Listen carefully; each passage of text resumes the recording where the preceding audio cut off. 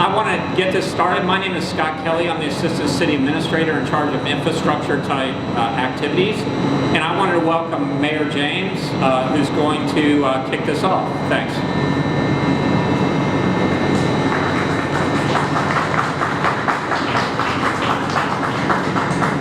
Good morning, everyone. Welcome. Thank you, Scott. Before I go any further, I certainly want to acknowledge Dr. Alina Alonso she's the Director of the Department of Public Health in Palm Beach County. Dr. Alonso, thank you so much for coming. We certainly appreciate having the health department in our capital city. And thank you for being such a great partner with us. I also want to welcome Jay Budishwar from I saw Jay somewhere. Oh, there he is. He is the Town of Palm Beach Deputy Manager. Certainly understand your interest in the quality of water. Thank you for coming. I also want to acknowledge members of my team on the dais, Commissioner Richard Riles and Commissioner Corey Neering. Thank you, gentlemen, for being here. And certainly want to acknowledge members of the administrative staff, the administration at City Hall. You've already heard from Assistant City Administrator Scott Kelly. Scott, thank you for spearheading this project and bringing it home. Armando Fana, Christine Brevick, thank you. And last but not least, Public Utilities Director Dr. Poonam Calcutt. Poonam, sorry, thank you. This is such a great day for the city of West Palm Beach, as we had a new protective shield to our city's drinking water infrastructure. With the commissioning of this ultraviolet system, we now have one of the most advanced water treatment systems in the nation.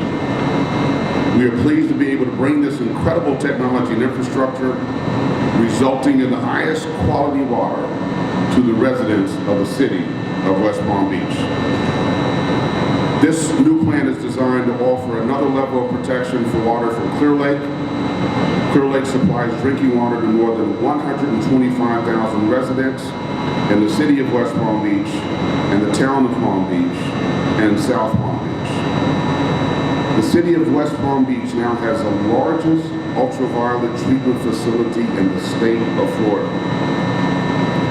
This facility will process up to 46 millions of water daily, adding a second layer of protection and sanitation to the chlorine treatment that we've been using for years. Now, how will it work? This is how you know these are prepared remarks, because I'm a lawyer and I'm about to explain some science to you, so listen carefully. To put it very simply, the water from Clear Lake will flow through one of the giant units behind me that will expose the water to ultraviolet light, which in turn interferes with the ability of microbial contaminants to reproduce. Now, this system will supplement, as I mentioned before, will supplement the city's other water protection programs, including chlorination and watershed protection, which have for years provided city water drinkers with high-quality drinking water that it meets and exceeds federal and state requirements. As part of this project, the city also constructed a powder-activated carbon contact basin that will provide this same quality of drinking water through a process that is more efficient for removing naturally occurring taste and odor compounds from the plant's source water. It's safe to say that we've come a long way since Henry Flagler created the city's first water treatment plant back in 1901. All of this is going to help make our city's water, which was recently awarded the best drinking water in Palm Beach and Broward counties by the American Water Works Association. All of these efforts will make our drinking water even better. Today's official opening caps a $24 million, decade-long planning, design, and construction effort that employed several hundred workers.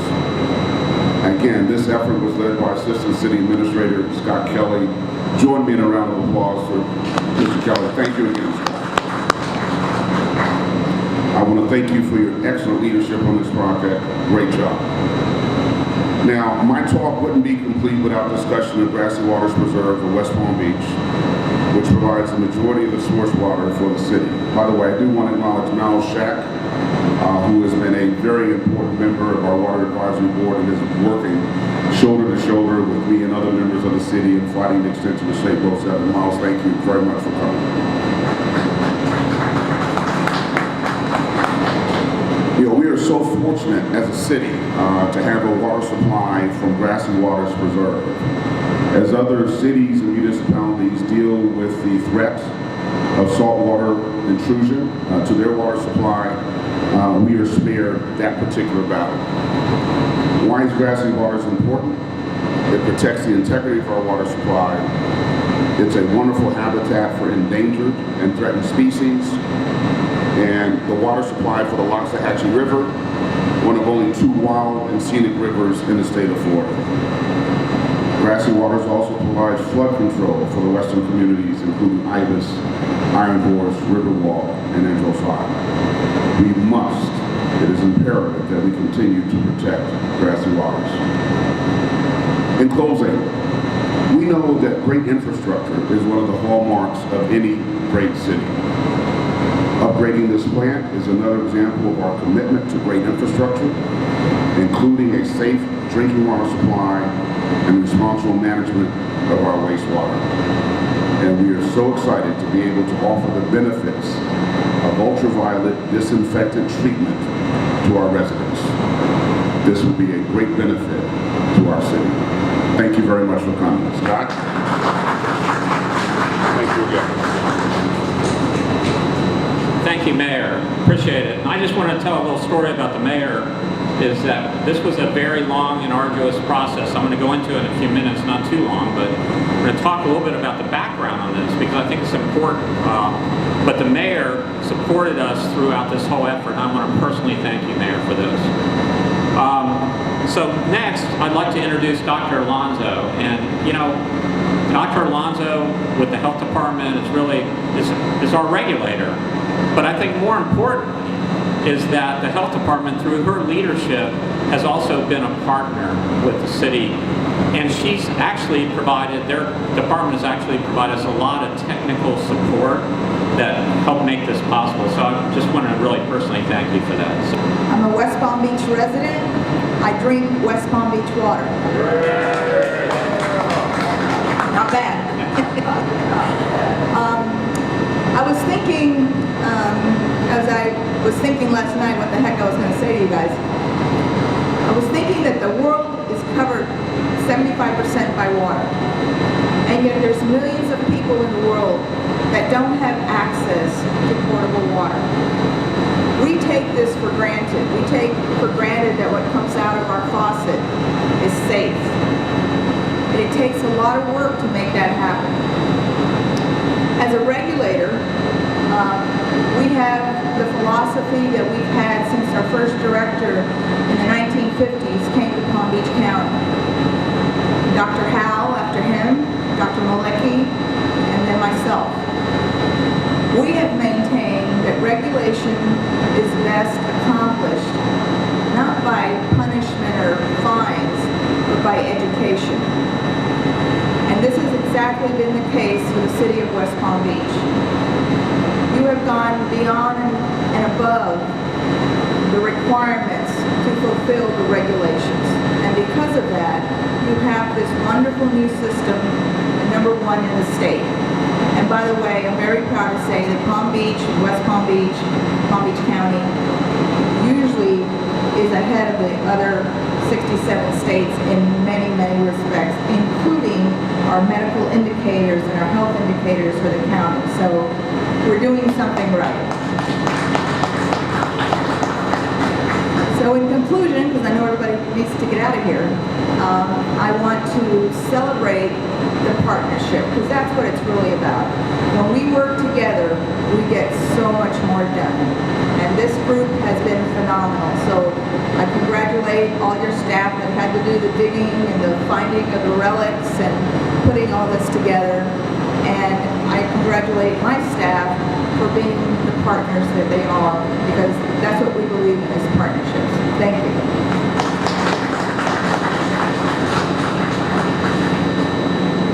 thank Thank you, Dr. Alonso. I'd like to give a little bit of history on this because I think it's significant about how far the city has come in the last few years. You know, in 2008, we ended up having an incident where we had bacteriological contamination in our system, and it caused boil water notices, and these were extended. These lasted for not days but weeks. And so working with Dr. Alonso's team, you know, we were able to develop a consent order where we would strengthen the pathogen barriers and make sure that that never occurred again in the city of West Palm Beach. I mean, you don't understand the national publicity, adverse publicity we had with that. And it's not just the significance of the health aspects, but also who wants to come live or work in a city where you don't have quality drinking water. So it's just so important. I joined the city actually in 2013, 5 years after the consent order was signed. At the time, the city was working together with our consultant to design a plant that would basically just replace this whole facility. And it was going to be, at the time, they said it was at 80 million, but you know how things go. By the time I got here, the estimated cost was going to be well over $100 million. And you know, when I got here, that was one of the things that the previous mayor said, hey, look, we're going to hire you, but you got to fix this problem. We got to get this plan underway, and you got to get this done. And so I thought that's what I was going to be stepping into, but I stepped into a lot more. And you know, at that point, my career was almost 40 years in length.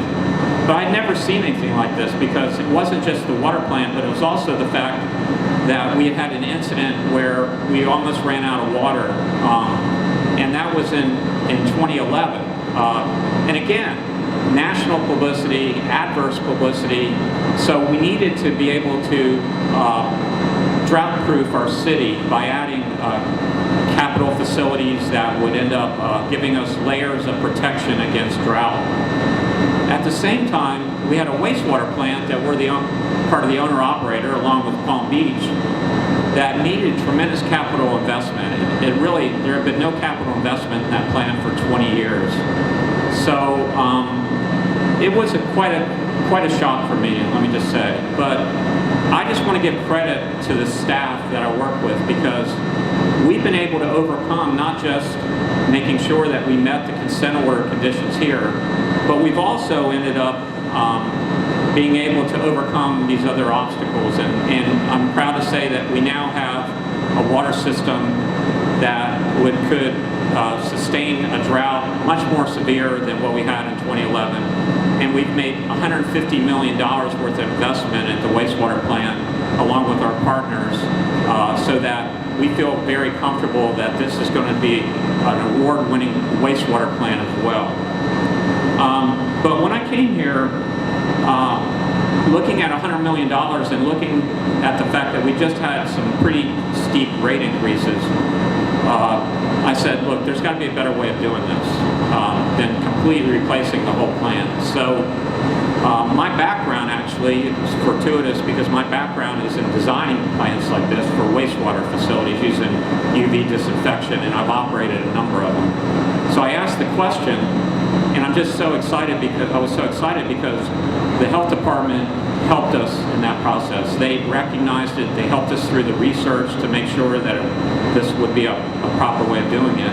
And they actually even helped us through the commission. And let me just tell you what we were facing at the time. And Mayor James is the only one left. He was a commissioner at the time. We were facing a commission where there was privatization firms that were coming in and saying, hey, why don't you privatize the water system? And we could do it less expensively and better. And it was my belief, and still my belief, in this particular instance, and privatization in many instances is the right way to go, but in this instance, it really wasn't the right way to go for several reasons. But most importantly, it was cost.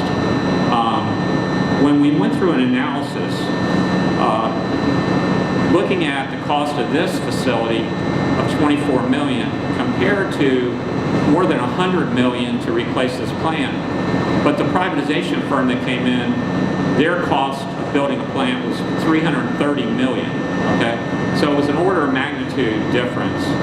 So it was so important that we were able to work through this process, and it was quite contentious. But I'm proud to say, after 5 years, the plant's completed.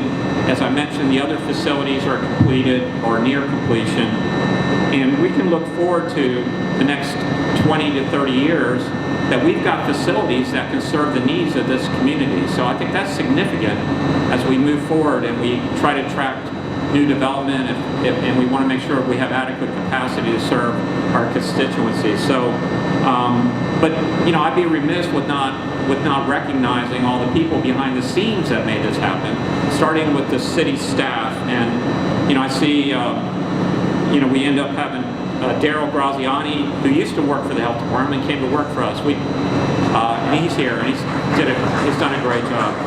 Along with, I don't know if Lester's here, Lester Galloway and Harold Topsy, but and John Maxted, I see, is here. So they just did tremendous support on this thing. But I also be remiss without talking about our consultant. Our consultant worked with us when the original plant was there. It was going to be more than $100 million. When we switched to this facility, their fees decreased by $5 million. So that was a big deal. And so I'm just showing the fact that how they worked with us, despite the fact that having given up some very large engineering fees, is just, to me, I just really appreciate it. I wanted to let them know that. So Heath Wentz is here, along with, I think Neil and Tim are here as well. So, thank you guys. And then our contractor is Pool & Kent, and I think Jason's here. I saw Jason. So, and then finally CDM, who's the program manager for us, and Luis Perez is also here. So I just felt it was necessary that we really want to recognize all these partners and all the people that made this happen. This wasn't just, I know the mayor gave me credit, but it really wasn't me. It was all the people that were working on this together. So I appreciate it. So now we're going to do a ribbon cutting.